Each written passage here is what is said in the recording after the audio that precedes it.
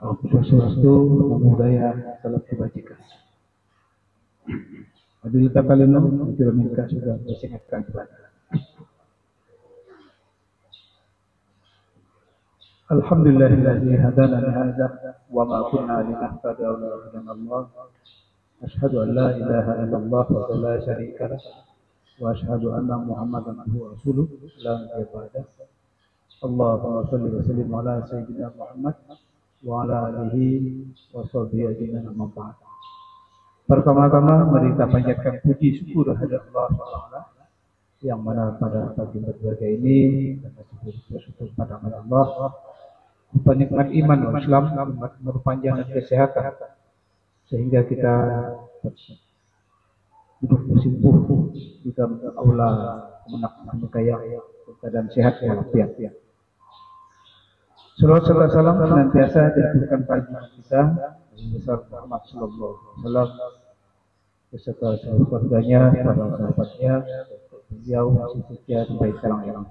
Yang saya hormati Bapak Kepala Kantor Bersama Sayang, Bapak Haji Singgi Bahri SAG MSI. Yang saya hormati Bapak Kesbak PU, Bapak Haji Uyung Riza MPD.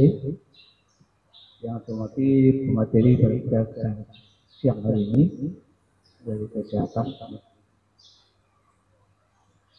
Dan tidak lupa saya hormati rekan-rekan sejarah di lingkungan agama. Ini hadir Kasih Katolik Bapak Iskandar, penyelenggara haji Bapak Haji Syamudin, Kasih Muda Bapak Yono, dan perwakilan dari Kasih Pendis Aswaji. Kemudian penyelenggara Kristen Pak Yono. Yang saya banggakan, ucapan terima kasih yang setinggi-tingginya bukan pada para peserta atas kedatangan memenuhi undangan kami. Mudah-mudahan pada hari ini sehat walafiat, bahagia, dan tiap langkah Bapak Ibu hadir di aula ini mendapatkan ridho Allah dan pahala dari Allah Subhanahu. Baik, saya selaku dari penyelenggara kegiatan ini untuk menyampaikan laporan kegiatan. Pertama, latar belakang publikasi dakwah Islam di Indonesia memiliki peran yang sangat penting dalam mengembangan nilai-nilai agama dan membangun kesadaran spiritual di tengah-tengah masyarakat. Dalam era globalisasi yang dipenuhi oleh informasi, dakwah dan publikasi secara efektif dapat membantu melawan berbagai arus pemikiran yang mungkin menyimpang dari ajaran Islam yang murni. Dalam hal ini pelatihan bagi para dai dan dai sangat penting untuk mewujudkan publikasi dakwah yang berkualitas dan berlandaskan moderasi beragama. Dengan pelatihan yang baik, para dai-daiyah dapat menguasai berbagai metode komunikasi yang efektif serta mampu menyampaikan pesan dakwah dengan cara yang bijaksana, inklusif, dan sesuai dengan konteks sosial budaya masyarakat Indonesia yang beragam. Pelatihan juga membantu para dai-daiyah memahami prinsip moderasi beragama sehingga dakwah yang disampaikan tidak hanya mengajak kepada kebaikan dan kebenaran Islam, tetapi juga mendorong sikap toleransi, menghormati perbedaan, dan menjaga keharmonisan antara umat beragama. Dengan demikian, publikasi dakwah yang dihasilkan tidak hanya relevan dan mendidik, tetapi juga memperkuat nilai-nilai kebersamaan dalam beragama. B. Dasar hukum. 1. PMA nomor 13 tahun 2012 tentang penyusunan organisasi tata kerja interaksi vertikal Kementerian Agama. Kedua, PMA nomor 373 tahun 2002 tentang organisasi dan tata kerja kantor wilayah Kementerian Agama Provinsi Kembar. Kemudian ketiga, surat keputusan Kepala Kantor Kementerian Agama nomor 194 tentang pembinaan dai-daiyah dan kegiatan pada pagi hari ini. C. Tujuan kegiatan untuk meningkatkan kemampuan komunikasi dan pemahaman teknologi. Pelatihan daiyah bertujuan untuk mengasah kemampuan dalam menyampaikan pesan dakwah dengan cara yang jelas, menarik, dan kemudian sesuai dengan audiens yang beragam. Selain itu, pelatihan ini juga membekali daiyah dengan pemahaman teknologi dan media digital sehingga mereka dapat memanfaatkan berbagai platform publikasi seperti media visual, blog, podcast untuk menjangkau kelayakan yang lebih luas dan menyebarkan dakwah secara efektif. Kemudian D, adapun ruang lingkup sasaran kegiatan, di antaranya Palak KUA se-Kabupaten Bengkayang, penyuluh agama Islam non PNS, penyuluh agama Islam PNS dan P3K, pengulu muda dan pengurus masjid se-Kabupaten Bengkayang. Jadwal dan lokasi. Waktu pada hari ini Kamis tanggal 2 Oktober 2025 di lokasi Aula Kantor Kementerian Agama Kabupaten Bengkayang. Pembiayaan ini pelaksanaan dibebankan pada seksi Bimas Kantor Kementerian Agama pada anggaran tahun 2025. Sebelum saya mengakhiri daripada pelaporan kegiatan ini, studi kiranya Bapak Kepala Kantor membuka secara resmi kegiatan ini. Akhirnya ucapan kurang lebihnya mohon maaf segala kekurangan. Terima kasih atas perhatian. Billahi taufiq wal hidayah. Assalamualaikum warahmatullahi wabarakatuh. Selamat pagi dan selamat pagi kita.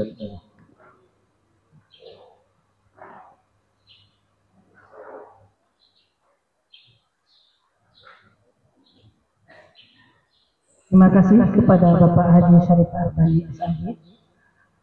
Bapak Ibu yang berbahagia, selanjutnya sambutan Kepala Kantor Kementerian Agama Kabupaten Bengkayang sekaligus membuka secara resmi kegiatan pada hari ini.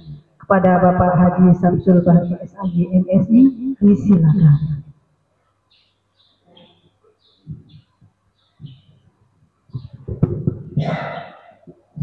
Bismillahirrahmanirrahim. Assalamualaikum warahmatullahi wabarakatuh. Selamat pagi, salam sejahtera bagi kita semua. Shalom, Om Swastiastu, Namo Buddhaya, salam kebajikan, adil ka baleno, bacuramin ka surga, basangat ka ibadah. Alhamdulillahilladzi an'amana bi nikmatin iman wal islam wa nusalli wa nusallim ala anam asyhadu an la ilaha illallah wa asyhadu anna muhammadar rasulullah. Allahumma shalli ala sayyidina Muhammad wa ala ali sayyidina Muhammad amma ba'd. Qala Allah ta'ala fi kitabil karim, a'udzu billahi minasyaitonir rajim. Bismillahirrahmanirrahim. Wa taqum minkum ummatun yad'una ilal khair wa ya'muruna bil ma'ruf wa yanhauna 'anil munkar wa ulaika humul muflihun. Sadaqallahul azim. Yang saya hormati Kasubag Tata Usaha Kantor Kemenag Kabupaten Bengkayang, Bapak Haji Uyung Nurza MPD, Kepala Seksi Bimas Islam Pak Haji Ardani, Kepala Seksi Bimas Katolik Bapak Sukandar, Pak Yono selaku Kasih Bimas Buddha, Bapak Yono selaku Kasih Bimas Kristen, ada Pak Sawaji ya selaku mewakili Kasih Pendis dan Kasih penyelenggara haji dan umrah Pak Haji ya, begini. Yang samping Pak Kasubag saya betul. Pak narasumber ya.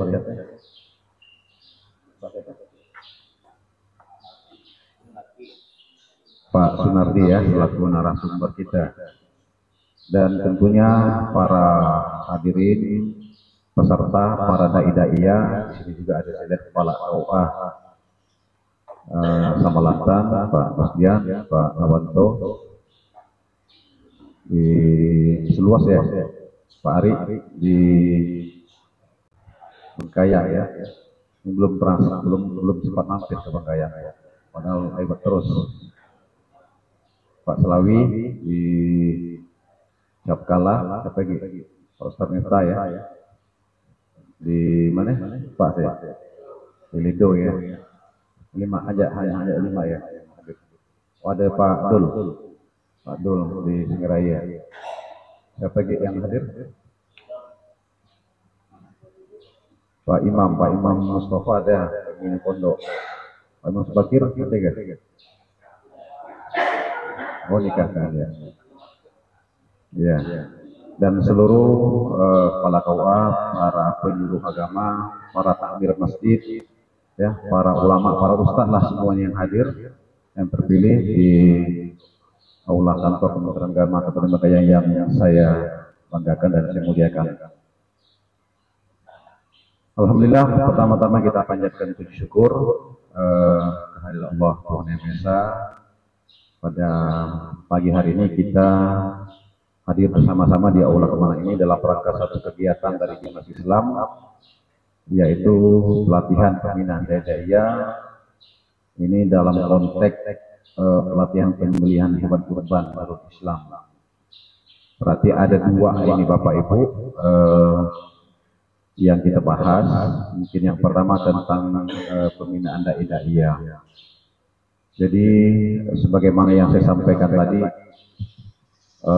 di mukadimah, bahwa hendaklah kita ada segolongan umat yang menyuruh kepada kebaikan, menyuruh kepada ma'ruf dan mencegah dari munkar, dan mereka itulah orang-orang yang beruntung. Tentu Bapak Ibu yang hadir dalam kesempatan berbahagia ini adalah merupakan orang-orang terpilih, baik yang mewakili atas nama Kabupaten Bengkayang ataupun yang mewakili dari seluruh kecamatan yang ada di Kabupaten Bengkayang ini.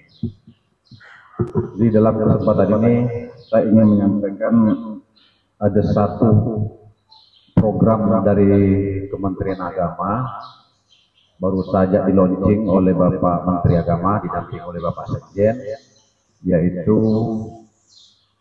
EWS Sirukun. Jadi EWS Sirukun ini adalah merupakan satu aplikasi yang terbaru dari Kementerian Agama yang sudah di launching kemarin di Operation Room Kementerian Agama pada tanggal 29 September 2025, hari Senin yang lalu. Nah, EWS ini adalah kalau bahasa Bengkayangnya Early Waste System. Betul Pak, bahasa Bengkayangnya Early Warning System, Sirukun, yaitu adalah sebuah program sistem deteksi dini Indonesia Rukun. Nah, ini untuk mengantisipasi gejolak-gejolak sosial yang berdimensi keagamaan. Nah, ini satu aplaus kita sampaikan kepada Bapak Menteri kita, tidak henti-hentinya berinovasi untuk selalu menjaga dan merawat kerukunan di antara kita. Kalau sebelumnya juga sudah banyak aplikasi-aplikasi yang serupa untuk mendeteksi sedini mungkin ketika ada persoalan-persoalan, baik masalah persoalan adat, kesukuan, agama, dan Kementerian Agama inilah merupakan semacam gerbongnya, semacam regulatornya ketika ada permasalahan-permasalahan yang terjadi. Nah, kami sangat bersyukur karena program ini bukan hanya ini diperuntukkan bagi para dai-daiyah, bagi para penyuluh, tetapi kedepannya nanti FKUB juga akan menjadi semacam garda terdepan dalam mempromosikan maupun dalam mendeteksi persoalan-persoalan keagamaan yang terjadi di masyarakat kita.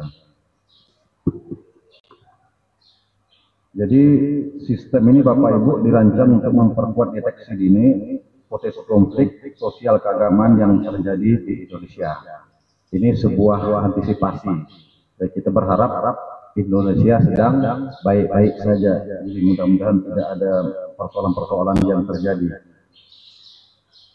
Jadi ke depan ini Bapak Menteri berharap si rukun ini tidak hanya digunakan oleh Kemenak, tapi juga dapat bersinergi dengan seluruh elemen masyarakat.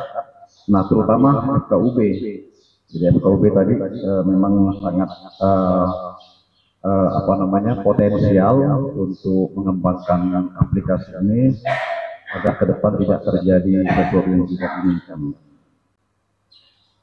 Kemudian yang terkait dengan pembinaan dai-dai, saya mencatat di sini paling tidak ada 4 atau 5 tujuan dalam melaksanakan pembinaan dai-dai ini. Yang pertama, mengembangkan dakwah digital. Ya Bapak Ibu, ini hadirnya kan para ustadz ini kan Pak ya, yang biasa khotib, biasa berceramah ya. Apalagi Ustadz Imam Mustafa ini kan, kalau ayat itu udah sangat di luar kepala ya. Jadi termasuk Pak Ustadz Helmi Yahya ini dari Masjid Agung ya. Jadi mengembangkan dakwah digital ini adalah merupakan sebuah keharusan yang harus dimiliki oleh seorang dai. Jadi kalau dulu orang berceramah, berpidato, mengembangkan dakwah hanya lewat mimbar ini saja, seperti saya. Nah, orang mungkin kalau hanya disuruh datang mendengarkan ceramah Bapak Ibu, orang tidak akan mau hadir.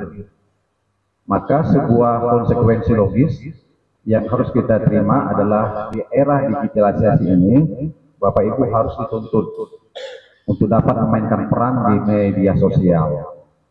Jadi mainkan semua itu di Facebook, di IG, di TikTok, di Instagram, di apalagi YouTube. Nah, itu sebuah alat media yang sangat efektif untuk menyampaikan sesuatu. Nah, jadi ber-YouTuberlah di situ. Dibuatlah konten-konten yang menarik, konten-konten yang bisa memikat para insan-insan yang memang haus dengan informasi-informasi yang terkini keagamaan. Jadi sesuai dengan bidang Bapak masing-masing. Kemudian yang kedua, memperkuat moderasi beragama. Jadi memastikan pesan yang disampaikan itu adalah pesan yang menyejukkan. Jadi kawal Bapak Ibu. Indonesia, Kementerian Agama dalam ini sedang membuat suatu program moderasi beragama. Dan Bapak Ibu sebagai orang yang terdepan harus mengawal ini. Maka dalam Quran itu sudah disebutkan ud'u ila sabili rabbika bil hikmati wajadil ud'u ila sabili rabbika bil hikmati wal mau'izati hasanati wajadil billati ahsan. Diserulah manusia ke jalan Tuhanmu dengan jalan kebenaran hikmah atau pengajaran yang baik, wajadilhum billati ahsan. Dan ajaklah mereka berdepan juga dengan kebaikan. Jadi jangan kita memaksakan dalam berdakwah itu dengan secara keras, ekstrim, apalagi membuat suatu pernyataan statement yang melukai hati masyarakat. Sudah banyak ya para dai-dai kondang kita ya yang punya kalau pengikut itu namanya follower ya, nah, follower di IG, di Facebook, di YouTube segala macam kan. Ketika dia membuat konten atau pernyataan yang menyudutkan, ya tidak usah saya sebutlah yang pernah sudah terjadi beberapa waktu yang lalu kan. Akhirnya orang yang dihinakan justru terangkat derajatnya. Nah, ini seorang ustadz, seorang figur, seorang dai kondang. Maka jangan bercoba-coba untuk viral, ya, membuat konten yang membuat orang terpancing. Nah, ini tidak benar ya. Padahal dia sudah kondang Pak, dia sudah viral, sudah terkenal. Tapi karena pernyataannya tadi sampai membuat orang menjadi terluka. Ini yang harus kita jaga. Kemudian berikutnya meningkatkan kualitas dakwah, membekali dakwah dengan komunikasi, dengan keterampilan komunikasi yang baik agar pesan dakwah lebih mudah diterima. Itu tadi buat konten-konten. Jadi tidak monoton. Jadi kalau kemarin ada pembinaan guru agama itu juga saya sampaikan. Artinya tidak monoton dalam memberikan pengajaran. Artinya ada kompetensi pedagogis. Jadi sama juga sebetulnya di Bapak Ibu sebagai seorang pendai. Kompetensi pedagogik itu adalah kemampuan dalam mengelola pembelajaran. Artinya ada interaktif, ada feedback antara si penceramah, antara guru dengan murid atau dengan masyarakat yang diajarkan. Nah, sehingga apa yang kita sampaikan itu bisa nyambung. Nah, sama juga nanti ketika narasumber kita akan memberikan materi, ya, Bapak Ibu harus interaktif, harus bertanya, sehingga akan hidup. Kemudian berikutnya menghadapi tantangan zaman, mengajarkan cara mengatasi problematika. Jadi Bapak Ibu suatu saat kemungkinan akan menjadi satu problem solving, ya, satu orang yang bisa memecahkan satu masalah ketika masyarakat kita membutuhkan apa itu masalah ekonomi, masalah keluarga, ya, masalah pendidikan, sosial lainnya, ya. Nah, Bapak Ibu hadir. Jadi bukan hanya sebagai penceramah, ketika masyarakat Bapak Ibu punya masalah, intern, itu tolong juga dibantu diselesaikan. Jangan sampai merambah keluar. Inilah tantangan-tantangan kita ke depannya. Dan yang terakhir adalah tentu menjaga kerukunan. Nah, ya ini sebuah keharusan, ya, karena memang kita di Islam juga sudah diajarkan. Inna khalaqnakum min dzakarin wa unsa wa ja'alnakum syu'uban wa qabaila lita'arafu. Inna akramakum indallahi atqakum. Jadi bagaimana Bapak Ibu dapat berinternalisasi di lingkungan masyarakat, ya, berasimilasi, ya. Ya, karena kita memang sangat ragam dengan kesukuan, maka memang dalam konteks di ta'arafu kita memang diperkenalkan untuk saling kenal-mengenal. Ya, ada suku Jawa, Bugis, Madura, Dayak, apalagi Batak, Aceh, Minang, lengkap. Bahkan di kantor ini lengkap, Pak. Ada Bugis, ada Padang, ada Madura, ada Dayak, Melayu. Nah, itulah kekayaan kita yang harus kita rawat. Jadi enak, Pak, kalau kita masing-masing mengeluarkan bahasa masing-masing. Itulah Indonesia, seru. Nah, itu harus kita rawat sebagaimana memang diamanahkan dalam Al-Quran, dalam Quran Al-Hujurat ayat 13 kalau tidak salah. Nah, inilah beberapa poin penting yang saya sampaikan kepada Bapak Ibu selaku para pendai. Nah, kemudian yang terkait dengan penyembelihan hewan korban, ini ibu-ibu mau nyembelih juga nampaknya ini, ya. Boleh gak Pak Ustadz, Pak narasumber perempuan? Jadi paling tidak ketika Bapak Ibu diamanahkan dalam penyembelihan hewan harus memenuhi syarat-syarat dan rukun, ya. Di antaranya seorang penyembelih itu adalah memang yang pertama adalah orang yang beragama Islam, ya. Itu dalam konteks kita nih Pak Skandar. Yang pertama tentu dia harus beragama Islam. Nah, masalah laki-laki perempuan nanti tanyakan dengan Pak Narsun, ya, boleh enggak. Kemudian dipastikan selain dia beragama Islam, dia juga berakal, ya. Makanya orang yang gila enggak sah. Kemudian mumayyiz atau sudah dewasa, maka anak kecil jangan dicoba-coba disuruh motong ayam, motong sapi apalagi, ya. Nah, kemudian dipastikan juga hewan yang akan dipotong, ya, adalah hewan yang halal. Innama harrama alaikum maitatu wa damu wa lahmul khinzir, ya. Jadi Allah mengharamkan kita memakan bangkai. Jangan sampai yang dipotong itu adalah ayam yang hanyut di sungai atau sapi yang sudah mati di sawah. Nah, ini juga kita perhatikan. Kemudian kepastian kesehatan hewan yang akan kita potong adalah memang betul-betul hewan yang sehat. Nah, kemudian alat-alat potongan kita juga harus tajam, ya. Jangan biarpun tenaga kuat, tapi parang udah berkarat. Nah, itu sama menyiksa hewan. Kami memang diwajibkan harus dalam keadaan tajam, setajam silet. Nah, kemudian yang terakhir tentu yang beragama Islam tidak luput dari membaca basmalah. Nah, kalau kita sudah lengkap syarat ketiga, Bapak Ibu lupa membaca basmalah, maka kita sama juga memakan bangkai. Nah inilah mungkin yang harus diperhatikan. Saya berharap ke depannya nanti akan lahir para pemotong-pemotong hewan yang handal, yang apa? Ada yang buka rumah potong hewan Pak? Sini. Tidak ada. Mungkin punya usaha rumah RPH, rumah potong hewan. Itu bisa dikembangkan nanti bagaimana dalam mempraktekkan cara memotong hewan. Saya rasa mungkin hanya ini yang dapat saya sampaikan. Selamat mengikuti pelatihan pembinaan dai-daiyah dan pelatihan penyembelihan hewan kurban. Mudah-mudahan setiap tahun hewan kurban kita pun bertambah seiring dengan masuknya Lebaran Haji, ya. Mudah-mudahan karena semakin banyak para ahli-ahli dalam memotong hewan, mudah-mudahan juga hewan kita semakin bertambah. Saya rasa ini ya Bapak Ibu, terima kasih atas kehadiran semua.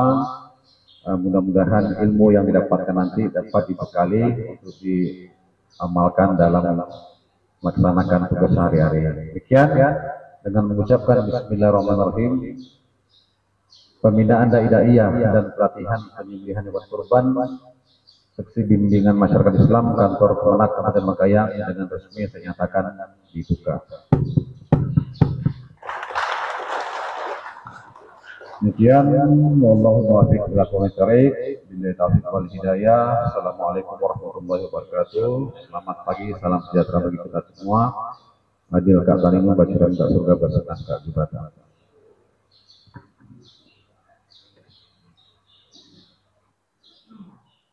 Terima kasih kepada Bapak Haji Samsul Bahri SAG MSI atas sambutan. Selanjutnya, pembacaan doa yang akan dipimpin oleh Saudara Sarip Mahmud Fitri. Disilakan.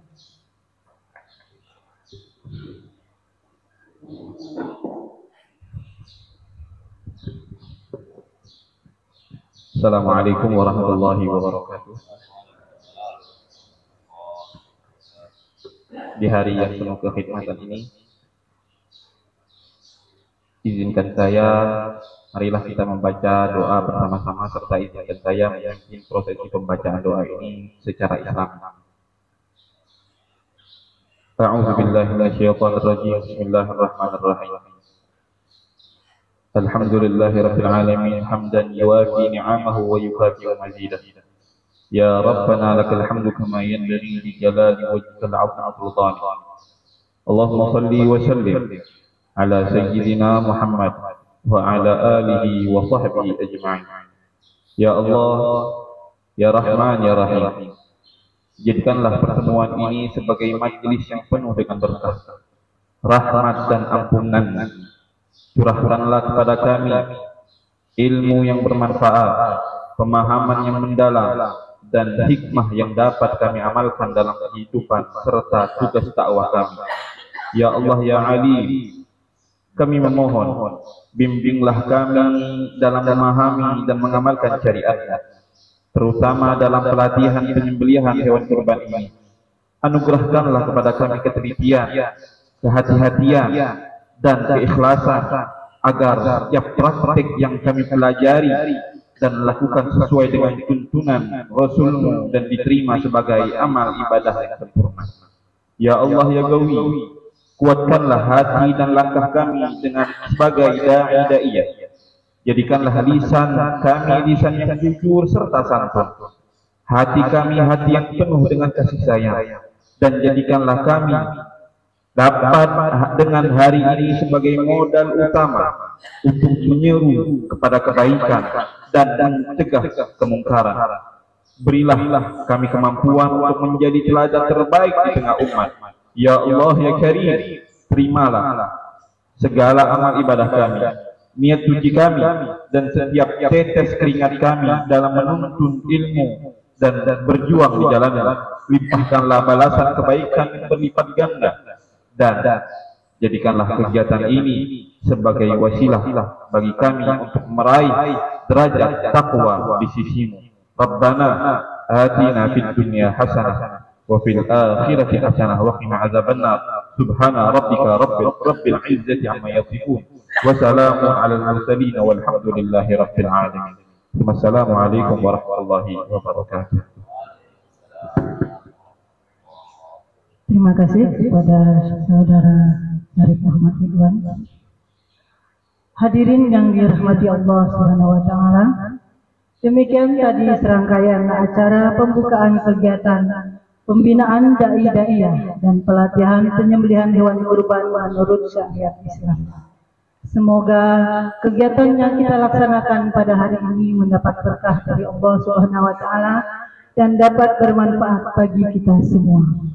Terima kasih atas kehadiran Bapak Ibu semua. Mohon maaf atas segala kekurangan selama pelaksanaan kegiatan ini. Mari kita akhiri dengan bersama-sama membaca hamdan. Alhamdulillahirabbil alamin.